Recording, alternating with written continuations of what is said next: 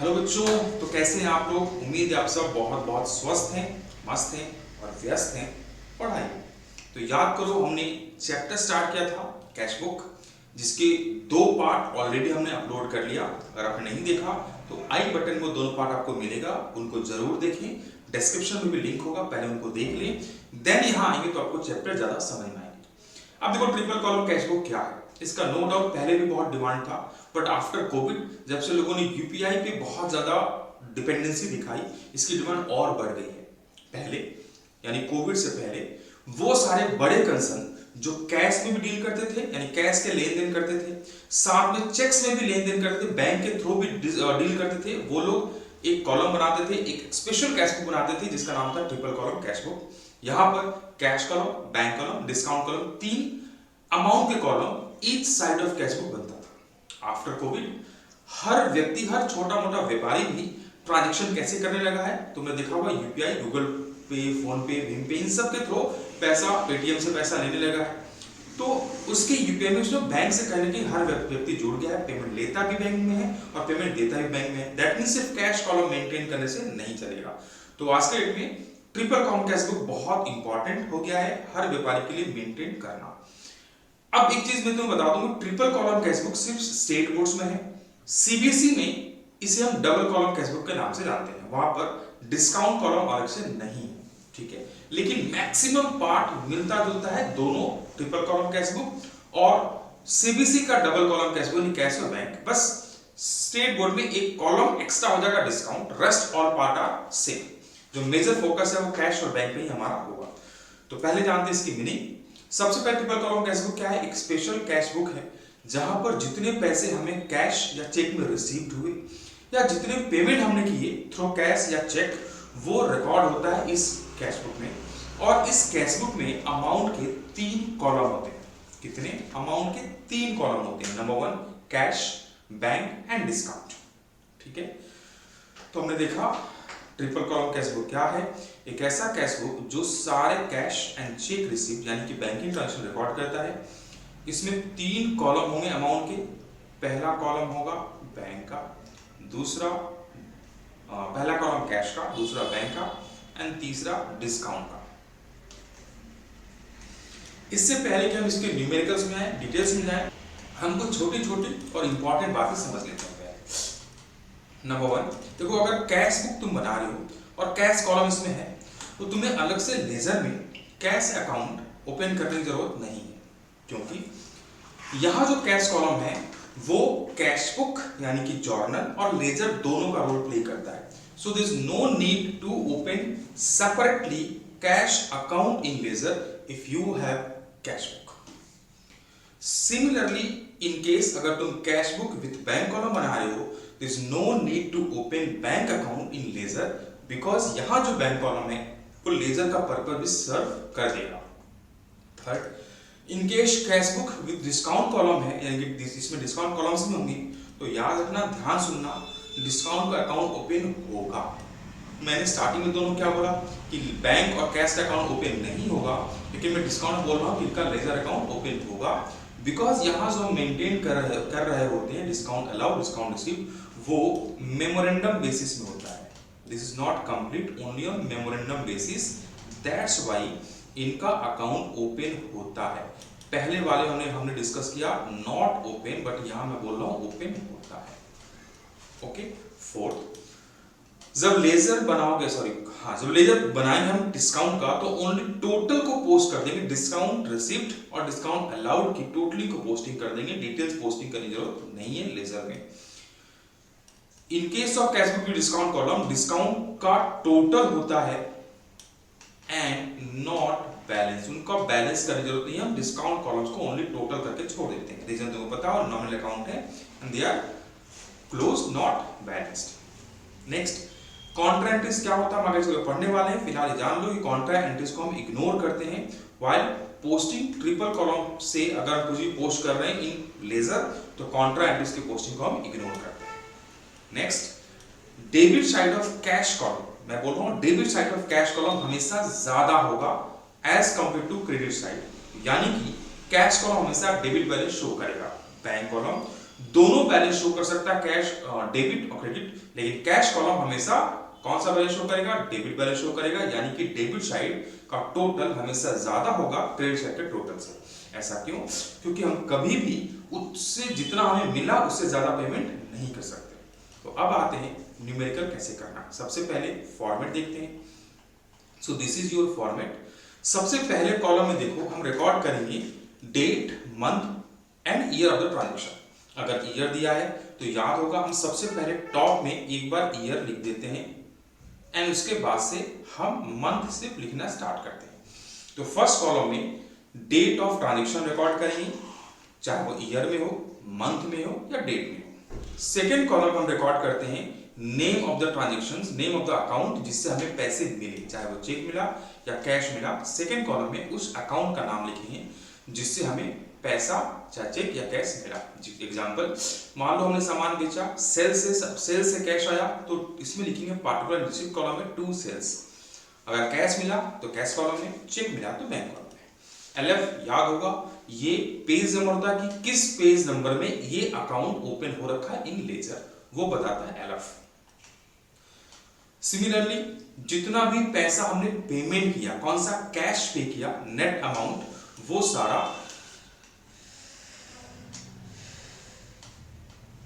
Credit side में हम record करते हैं। ओके, डिस्काउंट, ये डेबिट साइड में डिस्काउंट अलाउड होता है, जो हमने पेमेंट लेते वक्त कस्टमर को डिस्काउंट दिया है वो रिकॉर्ड करेंगे डिस्काउंट अलाउड डेबिट साइड में। सिमिलरली बैंक कॉलम में, कैश कॉलम में जितना पैसा हमें मिला, नेट अमाउंट जो पैसा मिला वो रिकॉर्ड करेंगे। बैंक कॉलम में जितना बैंक्स में पैसे मिले, चेक्स मिले होंगे या बैंक के थ्रू पैसा मिला, वो बैंक कॉलम रिकॉर्ड कर देंगे। उसके बाद जितना पेमेंट हमने किया है थ्रू कैश वो रिकॉर्ड होगा कैश कॉलम में। जो पेमेंट हमने किया है चेक के थ्रू या बैंक के थ्रू वो रिकॉर्ड होगा बैंक कॉलम में। डिस्काउंट रिसीव्ड यानी क्रेडिट साइड ऑफ स्टेट में जो डिस्काउंट कॉलम है जिसको हम डिस्काउंट रिसीव बोलते हैं, उसमें जो हमने डिस्काउंट रिसीव किया पेमेंट करते वक्त वो सब रिकॉर्ड करेंगे। तो ये था हमारा फॉर्मेट। अब आते हैं opening balances of cash book and bank. देखो इसके पहले हम सिंगल कॉलम या डबल कॉलम पढ़ा, वहां पर ओपनिंग बैलेंसेस हमेशा हम डेबिट में पुट कर रहे थे क्योंकि वहां पर ओनली कैश कॉलम था। यहाँ पर कैश के साथ साथ बैंक भी है, तो बहुत बार हमको opening balances cash in hand and cash at bank देगा। अगर ऐसा दिया तो दोनों को टू बैलेंस डॉट डाउन लिख के कैश का अमाउंट कैश कॉलम में, बैंक अमाउंट बैंक कॉलम डाल देंगे। लेकिन बैंक जो कैश है वो हमेशा डेबिट बैलेंस शो करता है, लेकिन बैंक अभी हमने बात की थी कि वो debit as well as credit balance show करेगा। तो हो सकता है कि ओवरड्राफ्ट दिया हो सकता है बैलेंस दिया। बैलेंस दिया है तो टू बैलेंस लिख के हम लिख दें कहां पर, डेबिट साइड में से 10,000 दिया। और अगर ओवरड्राफ्ट दिया या अनफेवरेबल बैलेंस दिया तो यहां लिखेंगे। कब कब लिखेंगे, जब हमें ओवरड्राफ्ट दिया हो या बैलेंस दिया हो या क्रेडिट बैलेंस दिया हो, बैलेंस क्रेडिट बैलेंस दिया तो हम यहाँ यानी कि डेबिट साइड लिखेंगे, ओवरड्राफ्ट दिया तो हम यहाँ यानी कि क्रेडिट साइड लिखेंगे। ओके, नेक्स्ट कुछ इंपॉर्टेंट बैंकिंग ट्रांजैक्शंस में आते हैं। इसमें से 4 या 5 इंपॉर्टेंट बैंकिंग ट्रांजैक्शन है। Number 1 is called Contra entries, जिनके बारे में बहुत डिटेल बात करने वाले हैं। फिर cheque receive from customer, cheque और cash directly deposit by customer into our bank, और इंटरेस्ट चार्ज या अलाउड बाय बैंक। ये 4 स्पेशल ट्रांजैक्शन है जिन पे हमें बहुत अच्छा सा ध्यान देना होगा। सबसे पहले आते हैं कॉन्ट्रा एंट्री। देखो कॉन्ट्रा एक लैटिन वर्ड है जिसके 2 मीनिंग होते हैं। नंबर 1 एक तो अपोजिट साइड या दूसरा होता है डबल या डुअल। तो कॉन्ट्रा एंट्री का मतलब हुआ बहुत सारे ट्रांजैक्शन जिनके 2 इफेक्ट कैश और बैंक कॉलम में होते हैं। ठीक है, तो कैश बुक में ये दोनों साइड रिकॉर्ड होता है। अगर तुम्हें याद होगा अभी तक हम जितने भी ट्रांजैक्शन रिकॉर्ड किए, या तो वो हमने डेबिट साइड ट्रांजैक्शन रिकॉर्ड किए या वो हमने क्रेडिट साइड ट्रांजैक्शन रिकॉर्ड किए। ऐसा कभी नहीं हुआ कि हमने दोनों साइड सेम अमाउंट और सेम अकाउंट दोनों साइड रिकॉर्ड कर दिया, ऐसा नहीं हुआ। अब वो ऐसा होने वाला है बिकॉज यहाँ पर हम 2 कॉलम मेंटेन करने वाले कैश और बैंक। तो जो एक ऐसा ट्रांजैक्शन जो दोनों कॉलम कैश और बैंक दोनों को अफेक्ट करने वाला है उसको हम बोलते हैं कॉन्ट्रा एंट्रीज, और इसे हम डिनोट करते हैं लेटर सी से, जो एलएफ में हम लिखते हैं।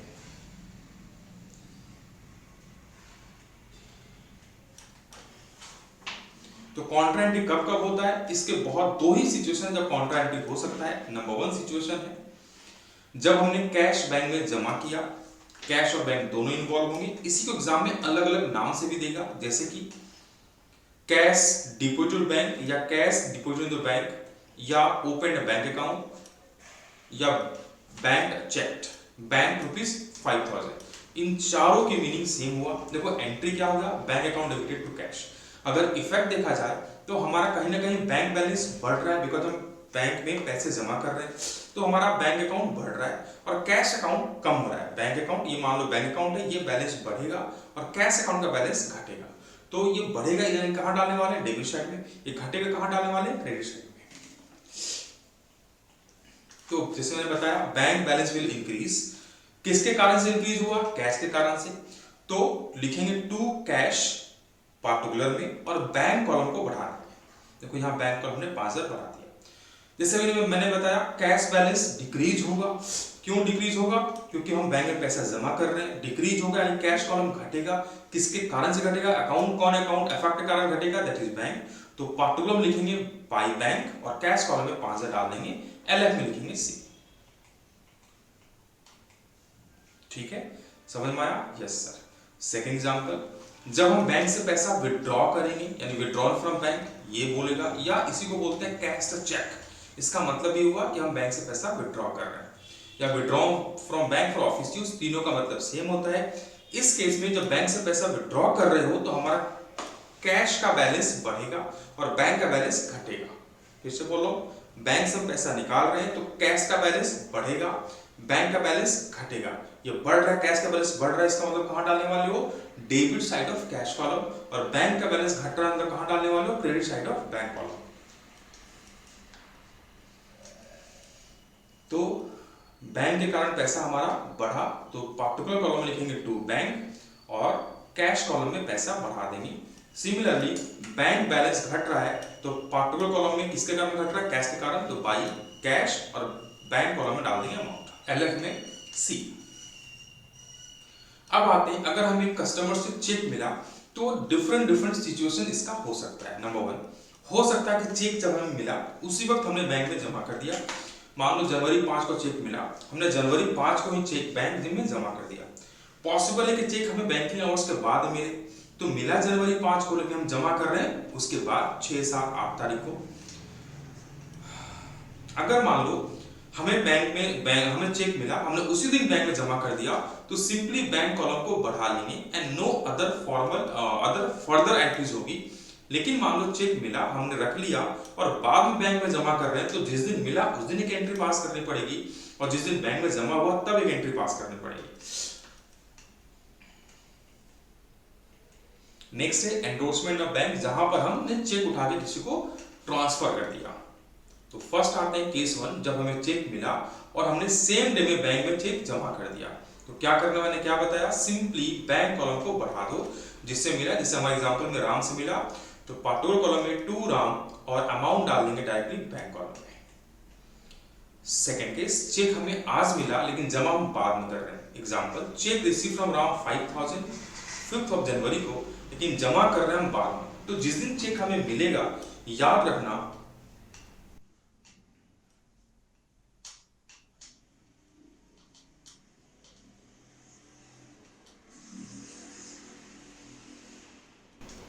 तो नो एंट्री इन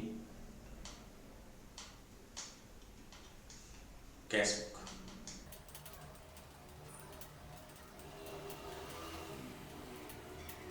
जिस दिन चेक मिलेगा उस दिन कैश बुक में कोई एंट्री नहीं होगा, बिकॉज हमारा ना कैश कॉलम बढ़ा ना बैंक कॉलम बढ़ा। तो हम इसे एक जर्नल एंट्री या जर्नल प्रॉपर रिकॉर्ड कर लेंगे। एंट्री होगा cheque in hand account debited to Ram, या जिसे मिला उसका नाम, और जिस दिन बैंक में जमा होगा उस दिन हम उसको रिकॉर्ड कर लेंगे बैंक कॉलम में, डेबिट साइड यानी बैंक कॉलम बढ़ा लेंगे।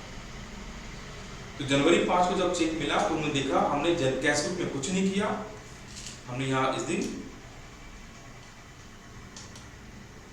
No entry in cash book, और जिस दिन जमा कर रहे हैं जनवरी 6 को, उस दिन हम क्या कर रहे हैं? बैंक कॉलम को बढ़ा ले रहे हैं टू चेक इन हैंड बोल के, not party name, because party name पहले ऑलरेडी क्रेडिट या कैंसिल हो गया है। उम्मीद है समझ में आया। ओडिशा बोर्ड इसी चीज को एक अल्टरनेट तरीके से डील करता है। जिस दिन चेक मिला उसे कैश मान लेता है, जब बैंक में जमा होता है उस दिन कॉन्ट्रा एंट्री पास कर लेता है, वो भी चलेगा, बट ये मेथड ज्यादा पॉपुलर है।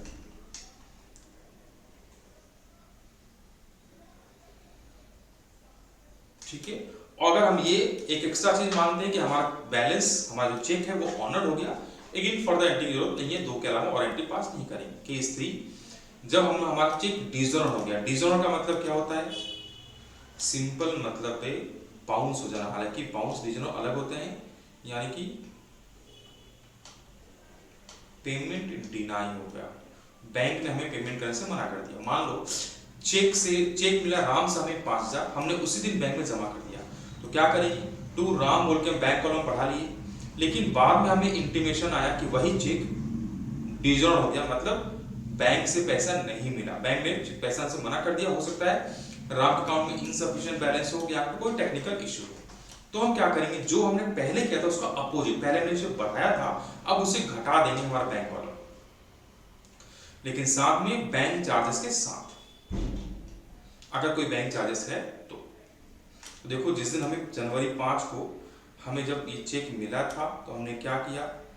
बैंक कॉलम को बढ़ा लिया, और जिस दिन हमें चेक डिसऑनर हुआ जनवरी 8 को, देखो हमने बैंक कॉलम को घटा लिया, साथ में नोटिंग चार्जेस के साथ। थर्ड है एंडोर्समेंट ऑफ चेक। एंडोर्समेंट का मतलब क्या होता है? सपोज मान लो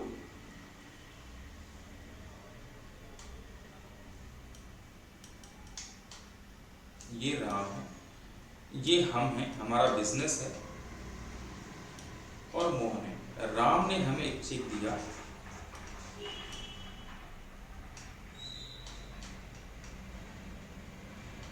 क्योंकि हमें राम से पैसा लेना था, हमने वही चेक डायरेक्टली मोहन को दे दिया, बोला तुम राम के अकाउंट से पैसा निकालना। देखो इस केस में हमारे बैंक में कोई पैसा को, बैंक से कोई ट्रांजेक्शन नहीं हुआ, बिकॉज जब राम ने हमें चेक दिया, हमारे पास दो ऑप्शन था, हम बैंक जाते, कैश निकालते और मोहन को दे के आते। थोड़ा लेंदी प्रोसेस होता, स्मार्ट पीपल लेंदी प्रोसेस नहीं करते। हमने क्या किया? वही चेक दे दिया मोहन को। अब राम से चेक आया, इसकी एंट्री, और मोहन के पास चेक गया, इसकी एंट्री, कैश इसको कैशबुक का इफेक्ट नहीं कर रहा। अगर हम कोई एंट्री पास नहीं करें तो फ्यूचर में हमें ट्रैक करना डिफिकल्ट होगा कि किसका चेक किसमें गया, क्या हमने राम से पैसा ले लिया, क्या मोहन का हमने डेब्ट डिस्चार्ज कर दिया। तो इसलिए जरूरी कि इसको हम रिकॉर्ड करें, लेकिन कैशबुक अफेक्टेड हो नहीं रहा है, तो इसको हम रिकॉर्ड करेंगे अलग के through, that is called journal proof. जब चेक मिलेगा, हो सकता है एंडोर्समेंट हम सेम डे में कर दिए, तो cheque in hand account debited to Ram, और श्याम जिसको हमने चेक दिया account debited to cheque in hand. Cashbook में कोई एंट्री पास नहीं होगा। ओके, लेकिन पॉसिबल है कि हम सेम डे में ना करें, तो जिस दिन मिला ये एंट्री पास करेंगे, ये एंडोर्समेंट की एंट्री। अब आते हैं बैंक चार्जेस या bank interest debited by bank. बहुत बार बैंक चार्जेस या बैंक इंटरेस्ट बैंक हमसे डेबिट करता है, तो हमारा बैलेंस ऑलरेडी कम हो जाता है। बैंक हमें बहुत बार इंटीमेट करता है, बहुत बार इंटीमेट नहीं भी करता। जब हम पासबुक चेक करते हैं तो हमें पता चलता है कि हमारा बैंक बैलेंस कम हो गया। तो ये इन नामों से दे सकता है। पहला, bank charge ₹100 as interest on overdraft, या इंटरेस्ट डेबिटेड बाय बैंक, या bank charge ₹100 as ATM charges. तो क्या करेंगे? बाई बैंक चार्ज बोल के हम बैंक कॉल को कम कर देंगे।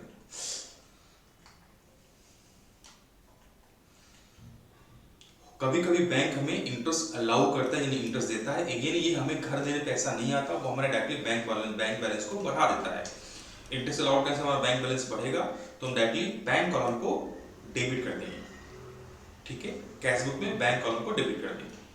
किन नाम से देगा? Bank allow to as interest, या इंटरेस्ट रेटेड बाय बैंक, या bank collect interest on securities investment, सबके मतलब सेम हुए। तो देखो टू इंटरेस्ट बोल के हमने डायरेक्टली बैंक कॉलम को बढ़ा लिया।